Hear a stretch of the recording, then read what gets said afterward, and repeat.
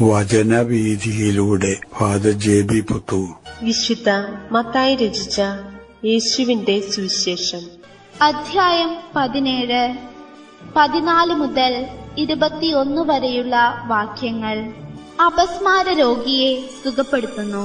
അവർ ജനക്കൂട്ടത്തിന്റെ അടുത്തേക്ക് വന്നപ്പോൾ ഒരാൾ കടന്നുവന്ന് അവന്റെ സന്നിധിയിൽ പ്രണമിച്ചുകൊണ്ട് പറഞ്ഞു, കർത്താവേ, എന്റെ പുത്രനിൽ കനിയണമേ. അവൻ അപസ്മാരം പിടിപെട്ട് വല്ലാതെ കഷ്ടപ്പെടുന്നു. പലപ്പോഴും അവൻ തീയിലും വെള്ളത്തിലും വീഴുന്നു. ഞാൻ അവനെ നിന്റെ ശിഷ്യന്മാരുടെ അടുത്ത് കൊണ്ടുവന്നു, പക്ഷേ അവനെ സുഖപ്പെടുത്താൻ അവർക്ക് കഴിഞ്ഞില്ല.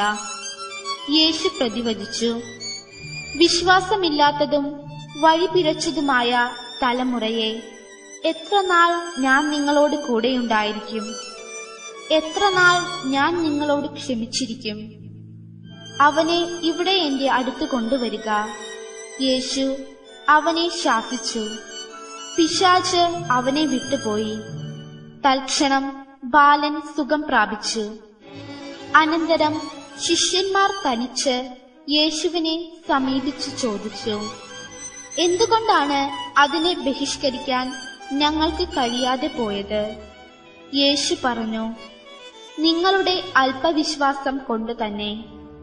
സത്യമായി ഞാൻ നിങ്ങളോട് പറയുന്നു, നിങ്ങൾക്ക് കടുകുമണിയോളം വിശ്വാസമുണ്ടെങ്കിൽ ഈ മലയോട് ഇവിടെ നിന്ന് മാറി മറ്റൊരു സ്ഥലത്തേക്ക് പോവുക എന്ന് പറഞ്ഞാൽ അത് മാറിപ്പോകും. നിങ്ങൾക്ക് യാതൊന്നും അസാധ്യമായിരിക്കുകയില്ല. ആഴത്തിലുള്ള വിശ്വാസമാണ് ജീവിതത്തിന്റെ ചാലകശക്തിയാകേണ്ടത്. മലമുകളിൽ വെച്ച് ഉണ്ടായ യേശുവിന്റെ രൂപാന്തരീകരണ അനുഭവത്തിൽ നേരിട്ട് പങ്കുപറ്റിക്കൊണ്ട് യേശുവിലുള്ള വിശ്വാസം പ്രത്യക്ഷമായിട്ട് ആവർത്തിച്ച് പ്രഖ്യാപിച്ചുകൊണ്ട് യേശുവും ശിഷ്യന്മാരും മലയിൽ നിന്ന് താഴോട്ട് ഇറങ്ങി വന്നപ്പോ അവർക്ക് അനുഭവപ്പെട്ട ഒരു സംഭവത്തിന്റെ വിവരണമാണ് ഇന്നത്തെ സുവിശേഷം. അവർ മലയുടെ താഴ്വാരത്ത് കാണാനിടവന്നത് ഏതാനും പേർ ഒന്നിച്ചുകൂടിയിരിക്കുന്നു. പലരും എന്തോ ചില കാര്യങ്ങളെപ്പറ്റി വിവാദത്തിലേർപ്പെട്ട മാതിരി ഉള്ളൊരു അനുഭവം. സ്വാഭാവികമായിട്ട് യേശു കാര്യം തിരക്കി.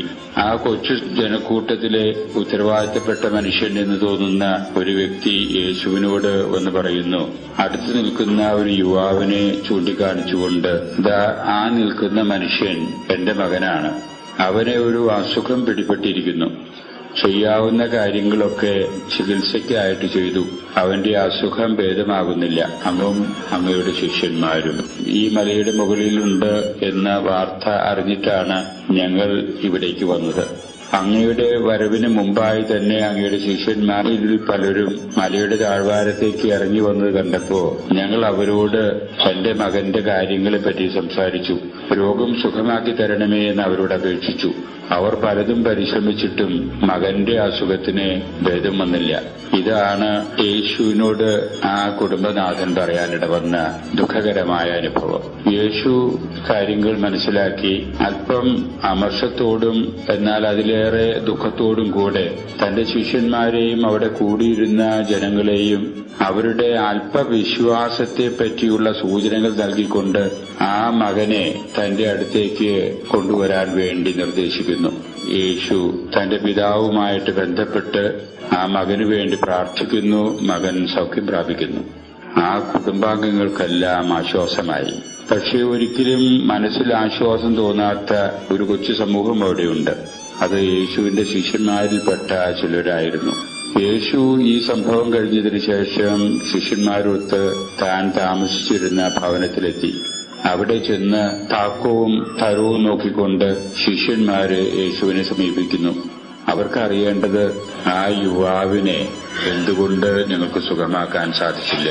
അതിന്റെ ടെക്നിക്കാണ് അവർക്ക് മനസ്സിലാക്കേണ്ടത്. അത് എന്ത് ടെക്നിക്കാണ് അങ്ങ് ഉപയോഗിച്ച് എന്നുള്ളതാണ് അവർക്ക് അറിയേണ്ടത്.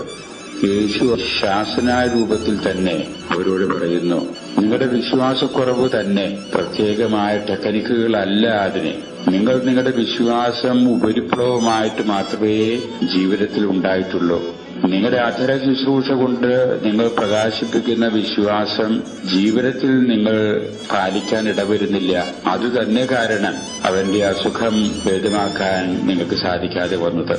യേശു തുടർന്ന് പറയുന്നു, നിങ്ങൾക്ക് കടുകുമണിയോളം വിശ്വാസമുണ്ടായിരുന്നു എന്ന് വരികിൽ ഈ മലയോട് തന്നെ ഇവിടെ നിന്ന് മാറാൻ പറഞ്ഞാൽ സംഭവിക്കും എന്ന് പറഞ്ഞാൽ അസാധ്യമാണ് എന്ന് നിങ്ങൾക്ക് തോന്നുന്ന കാര്യങ്ങൾ പോലും സുസാധ്യമായിട്ട് അനുഭവപ്പെടുന്ന അത്ഭുതകരമായിട്ടുള്ള വിസ്മയാകരമായിട്ടുള്ള അനുഭവം നിങ്ങൾ ജീവിതത്തിൽ ഉണ്ടാകാൻ ഇടവരും. മക്കളെ, നിങ്ങൾ ആഴത്തിൽ വിശ്വസിക്കുക. നിങ്ങൾ പറയുന്ന കാര്യങ്ങൾ എന്താണെന്ന് ബോധപൂർവ്വം മനസ്സിലാക്കി അതിനനുസരിച്ച് നിങ്ങൾ ജീവിക്കാൻ ശ്രമിക്കുക. അതാണ് നിങ്ങളിൽ നിന്ന് ഞാൻ പ്രതീക്ഷിക്കുന്നത് എന്ന് പറഞ്ഞുകൊണ്ട് അവർക്ക് വേണ്ട പ്രോത്സാഹനവും തിരുത്തലുകളും നടത്തുന്ന യേശുവിനെയാണ് ഇന്നത്തെ സുവിശേഷം നമ്മുടെ മുമ്പിൽ അവതരിപ്പിക്കുന്നത്.